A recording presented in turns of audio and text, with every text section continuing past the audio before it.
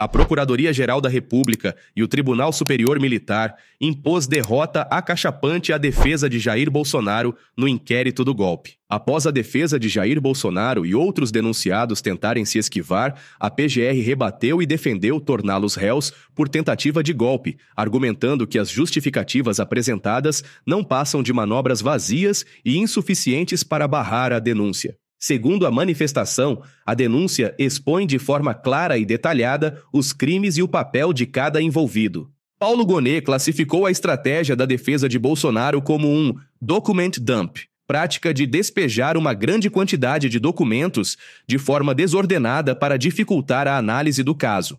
O procurador-geral ressaltou que o volume de documentos fornecidos está diretamente ligado à complexidade da acusação e é relevante para o processo. A PGR também reforçou a legitimidade do STF para julgar o caso.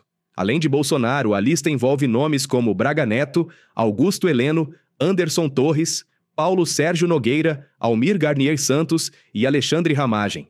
Não vai ter chance de fuga. Por outro lado, a mais alta corte da Justiça Militar complicou ainda mais a situação do ex-presidente e os acusados por golpismo no Brasil. A nova presidente do Superior Tribunal Militar, ministra Maria Elizabeth Rocha, não perdeu tempo e já enviou um duro recado.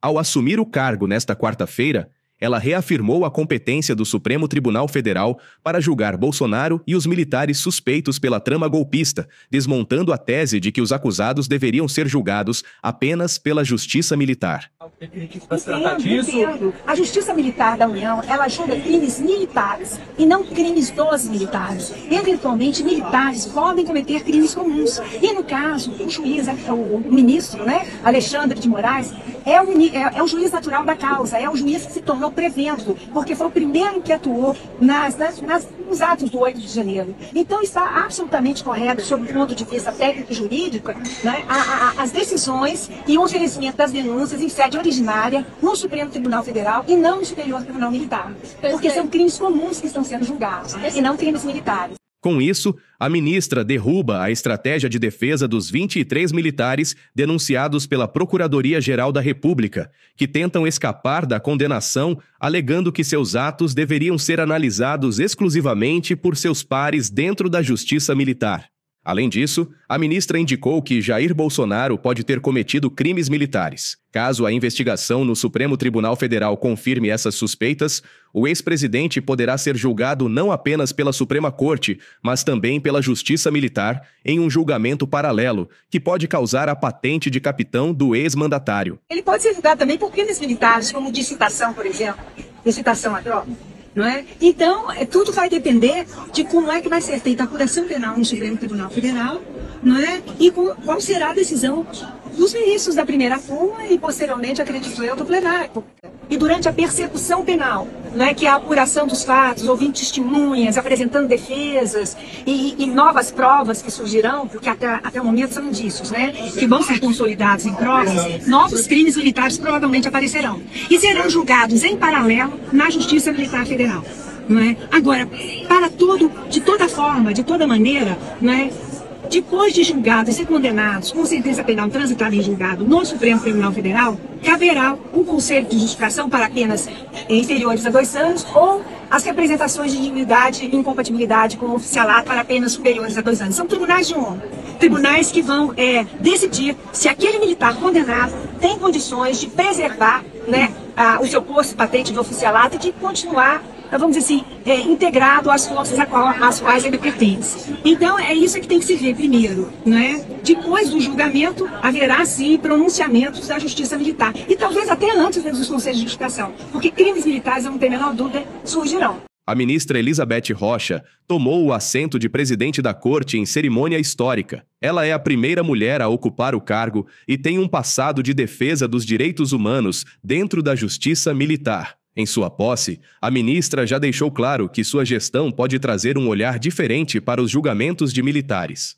Licença poética a Milton Nascimento e Lô Borges para dizer: porque se chamavam mulheres, também se chamavam sonhos, e sonhos não envelhecem.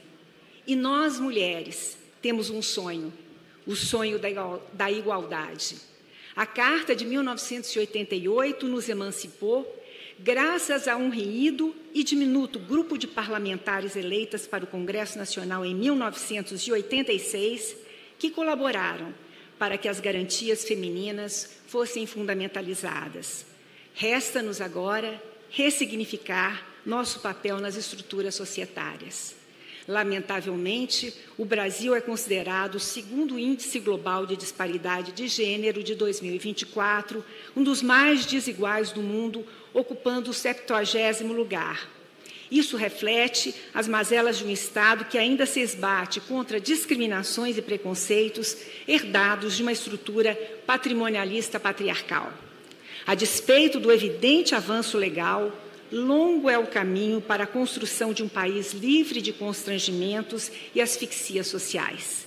Conviver em uma sociedade na qual sejam superadas todas as formas de discriminação e opressão é um ideal civilizatório de convivência entre humanos que reconhece talentos sem estereotipá-los com pré-concebidas concepções sobre as representações de cada qual na comunidade política.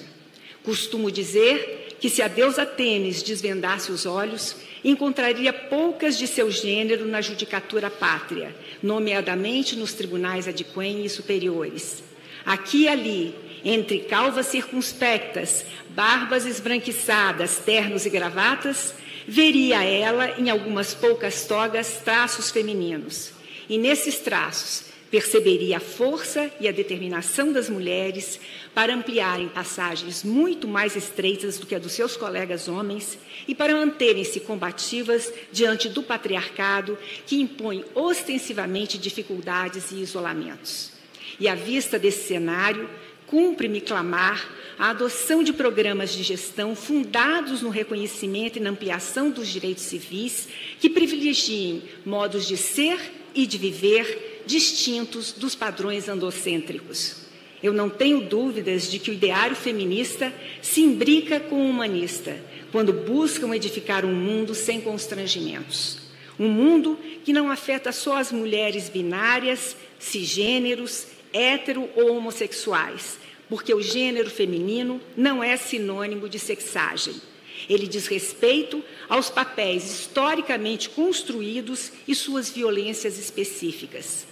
A trajetória das alteridades reivindica mudanças e rende ensejo a interlocuções sobre o exercício contemporâneo da democracia cívica e republicana, dos direitos humanos em sentido lato no século XXI, do modo como o aparato estatal vem sendo exercido e de suas trajetórias de inclusão.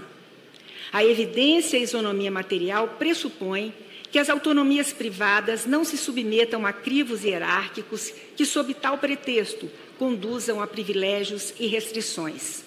A desigualação, quando permitida, mira a igualdade efetiva, sobrelevando distinções que, no seu ponto de partida, afetem desfavoravelmente o resultado dos pontos de chegada.